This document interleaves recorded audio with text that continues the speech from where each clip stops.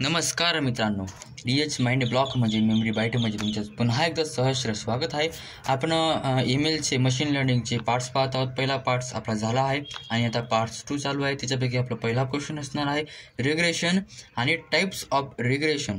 Regression काय असतं? Regression म्हणजे find best two variables. Regression अशी एक टेक्निक आहे जी की प्रेडिक्ट करतं किंवा ॲनालाइज करतं आणि उत्तरं काढतं, आन्सर देतं फ्रॉम द अवेलेबल डेटा. म्हणजे जो आपण डेटा त्याला दिला आहे आधीचा, त्याच्यावरनं ते उत्तरं देत असतं. फाइंड आणि काय करतं, उत्तर 2 देतं. फाइंड टू बेस्ट व्हेरिएबल म्हणजे बेस्ट टू व्हेरिएबल ते आपल्याला फाइंड करून देत असतं रिग्रेशन.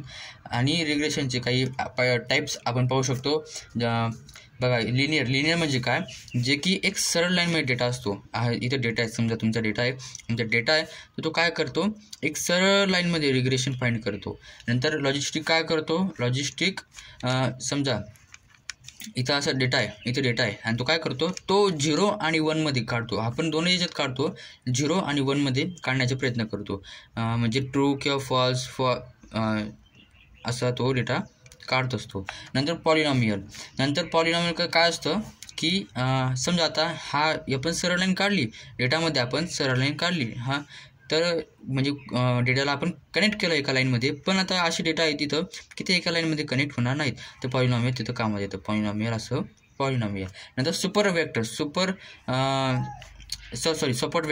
वेक्टर जे डेटा असतो, तो डेटामध्ये फाइंड टू बेस्ट व्हेरिएबल ते फाइंड करण्याचा प्रयत्न करतो.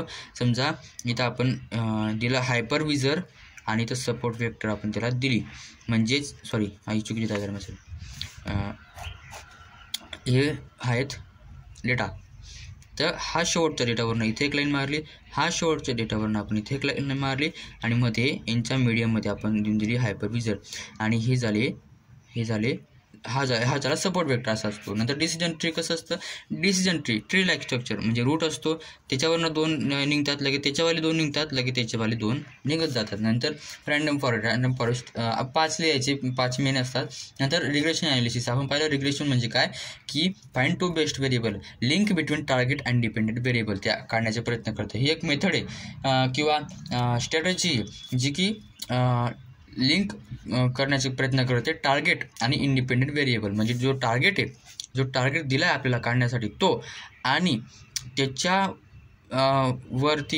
त्याच्यावरती जो म्हणजे हा टार्गेटवर ज्याच्याकडनं उत्तर येणार आहे तो म्हणजे डेटा, यांच्या दोघीमधलं लिंक ते काढण्याचा प्रयत्न करतं. नंतर आयडेंटिफाय डेटा ट्रेंड्स, आयडेंटिफाय करायचा प्रयत्न करतं. ॲक्च्युअल आणि कंटिन्युअस प्रेडिक्टिंग करण्याचा प्रयत्न करतं रिग्रेशन ॲनालिसिस. नंतर आहे लिनियर रिग्रेशन. आपण पाहिलंच की लिनियर रिग्रेशन काय असतं, जे की रिलेशन बिटवीन इंडिपेंडंट व्हेरिएबल आणि डिपेंडंट व्हेरिएबल. म्हणजे हा काय आपला डिपेंडंट व्हेरिएबल, डिपेंडंट कशावर आहे, ह्या इक्वेशनवर तो डिपेंडंट आहे. आणि हा एक्स काय इंडिपेंडंट आहे, म्हणजे एक्सची व्हॅल्यू डायरेक्ट आपल्याला इथूनच मिळणार आहे, डायरेक्ट इथूनच आपल्याला मिळणार आहे. तर तो काय झाला इंडिपेंडेंट, म्हणजे तो कोणावर डिपेंडेंट नाही. मग त्यांच्यामध्ये ते रिलेशन फाइंड करतं लिनियर रिग्रेशन. आणि नेक्स्ट आपला पॉईंट असणार आहे clustering and types of clustering. जो की क्लस्टरिंग म्हणजे काय, group similar data points together. म्हणजे ग्रुप्स असतात, डेटा पॉईंट्सचे डेटा सेट्सचे ग्रुप्स करत केले जातात आणि त्या ग्रुप्सला आपण क्लस्टरिंग म्हणतो. म्हणजे group of similar data point together, म्हणजे सिमिलर डेटा म्हणजे सारखे डेटाना ते ग्रुप करण्याचं काम करतं, याला म्हणतो आपण क्लस्टरिंग. आणि त्याचे काही टाईप्स असतात, जसे की पहिलं वर काय करतं की डेटा इनपुट, जो आलेला डेटा आहे किंवा दिलेला डेटा आहे मशीन लर्निंगला किंवा मॉडेलला, ते त्याला इनपुट करण्याचं काम करतं. एक सिम्पल थिंग आहे.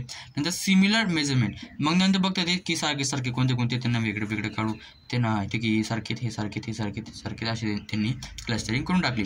नंतर क्लस्टर फॉर्मेशन, म्हणजे नंतर ग्रुप त्याला आपण करून दिले, असं ते करण्याचं काम करतं. नंतर टाईप्स असतात त्याच्यामध्ये पार्टिशनमध्ये काय पार्टिशनमध्ये काय काम करतं की वेगवेगळे पार्ट्समध्ये ते डिवाईड करायचं काम करतं. त्याच्यामध्ये आपण के मीन्स आणि के मेथड्स पाहतो. नंतर हायरार्किकल, जे की हायरार्किकल स्ट्रक्चर असतं, ट्री लाईक स्ट्रक्चर असतं, त्याच्यामध्ये ते फाइंड करण्याचा प्रयत्न करतो. नंतर डेन्सिटी बेस म्हणजे तिथं खूप डेन्सिटी असते डेटाची, डेटा खूप जास्त प्रमाणात अवेलेबल असतो, त्याच्यामधून ते सोल्युशन काढण्याचा किंवा प्रेडिक्ट करण्याचा प्रयत्न करतं. आणि क्लस्टरिंग जे आहे ते अनसुपरवाइज्ड मशीन लर्निंगचं टाईप आहे. अनसुपरवाइज्ड लर्निंग काय असते, जिथं लेबल डेटा नसतो तिथं अनलेबल डेटा दिला जातो किंवा त्याच्याकडे अनलेबल डेटा असतो, त्याला काहीच माहीत राहते इनपुट हे नेमकं काय. ठीक आहे. नंतर आहे मॉडेल बेस्ड, जे की मॉडेलच्या याच्यावर ते डिवाईड करण्याचं काम करतं आणि प्रेडिक्ट सोल्युशन करण्याचं काम करत असतं. नंतर advantages and disadvantages of K nearest neighbour, म्हणजे के नियरेस्ट नाईबोर आपण पुढे पाहू काय असतं, किंवा आपण असं समजू शकतो की के नियरेस्ट नाईबोर म्हणजे असं एक अल्गोरिदम किंवा अशी एक टेक्निक जी की फाइंड करते किंवा प्रेडिक्ट करते सोल्युशनला. के नियरेस्ट नाईबोर काय करतं, समजा दिला आपण की त्याला आपण असं चित्र दिलं, हे चित्र कसलं आहे आणि हे चित्र कसलं आहे, तर ते काय करेल ते बघेल. हां ठीक आहे, हे चित्र हे जे कान आहेत ते कान कोणत्या डेटाशी कोणत्या इमेजशी मॅच करतायत, ठीक आहे याची मॅच झाले. नंतर डोळे कोणाशी मॅच करतायत, हां ठीक आहे याची मॅच झाले. लगेच शरीर शेपूट किती लांबी दिसते, ते सगळं डेटाला मॅच करण्याचा प्रयत्न करतं. सिमिलर डेटाला ते सेम बघतं की कोणता डेटा सेम आहे आणि त्याच्यावरून ते प्रेडिक्ट करतं. हां ठीक आहे, असं डेटा तर माझ्याकडे पडलेला आहे आणि असा डेटाला आपण किंवा आपण म्हणतो कॅट, असं डेटाला आपण काय म्हणतो, कॅट म्हणतो. तर ते सांगेल की ठीक आहे, तुम्ही दिलेलं जे इमेज ही ती कॅटची आहे, असं ते बघतं. आता याच्यामध्ये डॉगचं पण येऊ शकत होतं, पण त्याने ते सिमिलर बघितलं की नाही, डॉगचे तर कान असे राहतात, तर पण इथं याचे कान वरती आहेत, लगेच लहान दिसते आकाराला, ते असं हे करण्याचं काम करत असतं के नियरेस्ट नाईबोर. आणि त्याचे आपण ॲडव्हान्टेजेस पाहू काय की सिम्पल टू इम्प्लिमेंट करायला एकदम सोपं आहे ते. नंतर रोबस्ट नॉलेज ट्रेनिंग डेटा, जर ट्रेनिंग डेटा तुम्हाला म्हणजे खूप मोठा आहे तर ते चांगल्या प्रकारे काम करतं. नंतर इफेक्टिव्ह बघा तो नंतर पॉईंट की जर ट्रेनिंग डेटा जो आपल्याकडे लार्ज राहिला, मोठ्या प्रमाणात राहिला, तर ते इफेक्टिव्ह ठरत असतं. नंतर त्याचे डिसॲडव्हान्टेजेस पाहून घेऊ की always value of K may be complex, म्हणजे जे के काय ते आपण पुढे पाहू. के काय की के जो आहे तो केची व्हॅल्यू त्याला प्रत्येक वेळेस लागत असते किंवा कॅल्क्युलेट करावी लागते आणि हे दरवेळेस कॉम्प्लेक्स होऊन जातं कॅल्क्युलेट करण्यासाठी. आणि नंतर कम्प्युटेशन कॉस्ट हाय, आणि याच्यामुळेच कम्प्युटेशन कॉस्ट हाय होऊन जाते, कॉम्प्लेक्स होऊन जाते. ठीक आहे, हे झाले advantages and disadvantages of K nearest neighbour. आणि आपण पार्ट 3 कडे आपण पुढच्या भागात पाहू. इथे आपण थांबू. धन्यवाद.